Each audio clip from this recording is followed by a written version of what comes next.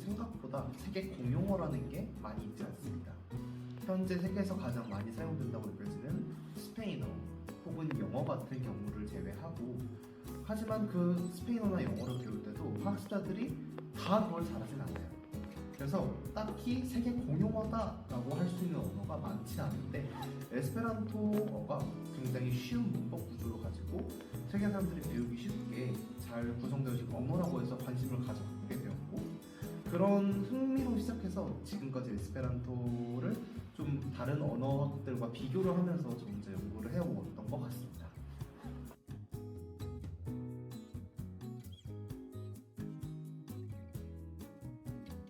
이런 비교 언어 연구를 진행할 때는요, 제가 이제 저의 모어인 한국어랑 그다음에 제가 할 수 있는 외국어, 영어, 그다음에 스페인어 굉장히 얕은 지식을 가지고 있었는데요. 이 세 가지 언어를 대상으로 제가 비교 언어학을 조금 진행을 했습니다. 그랬을 때 일단 영어의 경우는 좀 흥미로운 점이, 우리 영어에서 여러분들 배울 때 관계대명사 파트를 학생들이 굉장히 어려워해요. 특히 관계대명사 안에서도 계속적 용법이 나뉘어져 있고 한정적 용법이 나뉘어져 있죠.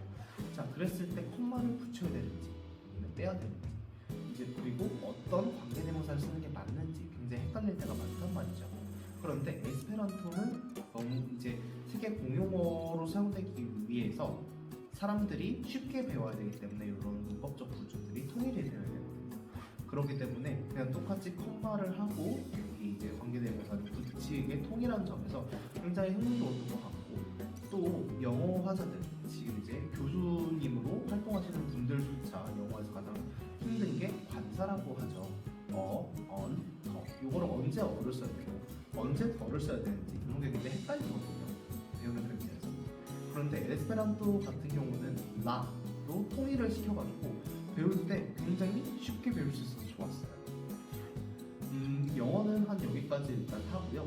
한국어 같은 경우는 전 이제 동양어다 보니까 아마 에스페란토어랑 좀 다른 부분이 있을 거다. 왜냐면 동양어고 에스페란토 자체는 서양어에서 많이 왔기 때문에 분명 다른 부분이 있을 거라 생각을 했는데, 예상과 반대로 생각보다 유사한 부분도 꽤 있었던 것 같아요.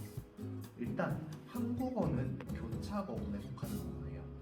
그렇기 때문에 하나의 문수가 하나의 의미를 수반하고 있고, 뭐 하시겠습니다, 우리가 말하는 이런 흔한 말 하나하나도 하, 시, 겟, 스, 다 이런 거 하나하나 다 의미가 담겨져 있고, 또 교차어기 때문에 어떤 루트 뒤에 무언가 계속 붙여서 의미를 첨가하거든요. 근데 에스페란토도 역시 교차어군에 속합니다. 물론 100% 교차어군이라고 할 수는 없고 조금 인플렉셔널 랭귀지의 측면도 가지고 있긴 하지만, 이 에스페란토도 교차어군이라는 점에서 한국어와 공통점이 있었고, 한국어처럼 뒤에 계속해서 접사를 붙여서 혹은 케이스 마커, 격조사 같은 역할을 주는 친구들이 있는 것이 굉장히 흥미로웠습니다. 한국어 같은 경우는 격조사가 있기 때문에 스크램블링, 뒤섞기라고 해요, 이제 우리말로. 스크램블링이 뭐냐면 어순을 조금 바꿀 수 있는 그런 허용성을 말하는 건데, 한국어는 그런 게 꽤 자유롭거든요. 근데 서양어 같은 경우는 격조사가 보통 없기 때문에 그 위치를 바꾸는 데 있어서 한정이 돼요. 영어 같은 경우는 어순을 바꿔버리면 의미가 반대가 돼버리는 경우가 있거든요. 근데 에스페란토는 대부분 로망스어에서 온 언어임에도 불구하고 격조사의 시스템이 마련되어 있습니다. 이를테면 대격에 n을 붙인다, 이런 거 있죠. 그래서 나름 프리 오더라는 게 굉장히 새롭고, 또 굉장히 동양어랑도 유사한 측면이 있는 거 보니까 세계 공용어로 정말 준비를 한 건가? 이런 호기심도 느꼈었습니다. 또한 이제 스페인어 같은 경우는 의문문 체계가 조금 복잡해요, 스페인어가. 그런데 이제 에스페란토 의문문 같은 경우는 굉장히 간단하게 츄 혹은 이제 WH 같은 경우 키암 뭐 되게 여러 가지가 있는데, 그거를 붙이고 뒤에 어순의 평서문어과 똑같이 하면 되거든요. 그래서 이런 면에 있어서 굉장히 문법적으로 배우기 쉽겠다. 그리고 또한 에스페란토랑 에스파뇰, 그러니까 스페인어를 비교했을 때 에스파뇰에서는 성 표현이 되게 다양해요. 오로 본다거나 아보가다, 여자 변호사, 남자 변호사 이렇게 갈리거든요. 그리고 명사 안에서도 남성 명사, 여성 명사가 있어서 이게 뭐지? 반대로 그러면 애를 써야 될지 나를 써야 될지 이런 게 헷갈릴 때가 많은데, 같은 경우는 성명사가 서양어에서 왔음에도 불구하고 딱히 구분이 없거든요. 한국어처럼 그냥 필요할 때만 뭔가를 붙여서 성을 표시해주는 거 말고는 없기 때문에 이런 것도 배울 때 굉장히 흥미로웠다고 할 수 있겠네요.